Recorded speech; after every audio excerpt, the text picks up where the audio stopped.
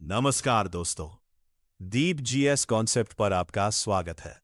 हम आज बात करेंगे संविधान के ऐतिहासिक आधार यानी कि हिस्टोरिकल बैकग्राउंड ऑफ कॉन्स्टिट्यूशन के बारे में।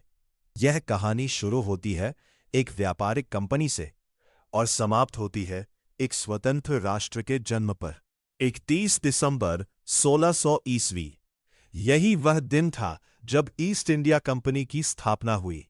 इसकी स्थापना ब्रिटेन की महारानी एलिजाबेथ प्रथम द्वारा जारी किए गए एक शाही चार्टर के माध्यम से की गई थी।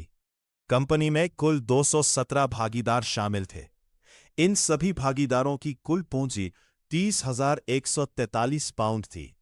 प्रारंभिक कंपनी को पूर्वी देशों के साथ व्यापार करने का एकाधिकार प्राप्त हुआ। यह एकाधिकार प्रारंभ में 15 वर्षों के लिए प्रदान किया गया था। कंपनी के प्रशासन की कमान एक गवर्नर और उसकी परिषद के हाथों में थी। इस परिषद में एक गवर्नर, एक उप गवर्नर तथा 24 अन्य सदस्य शामिल थे। बाद में इसी प्रशासनिक निकाय को कोर्ट ऑफ डायरेक्टर्स अर्थात निदेशक मंडल कहा जाने लगा। क्या आपने कभी सोचा है कि भारत का संविधान अचानक एक दिन में नहीं बना? इसके पीछे लगभग 200 वर्षों का एक लंबा राजनीतिक और संवैधानिक संघर्ष छिपा हुआ है।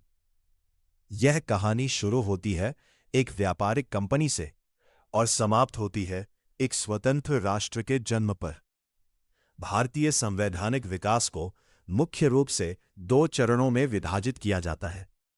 पहला काल ब्रिटिश ईस्ट इंडिया कंपनी के अंतर्गत 1773 से 1858 तक। इस काल में क्रमशः regulating act 1773, act of settlement 1781, Pitt's India act 1784, charter act 1793, charter act 1813, charter act 1833 और चार्टर एक्ट 1808-13 लागू किए गए।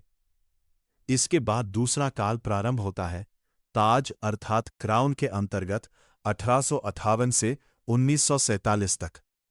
इस काल में क्रमशः government of India act 1858, Indian council act 1861, Indian council act 1892, Bharat परिषद अधिनियम 1909, भारत सरकार अधिनियम 1919, भारत सरकार अधिनियम 1935, अगस्त प्रस्ताव 1940, क्रिप्स प्रस्ताव 1942, कैबिनेट मिशन 1946 और माउंटबेटन योजना 1947 लागू की गई। यही भारतीय संवैधानिक विकास के प्रमुख चरण है। साल 1726।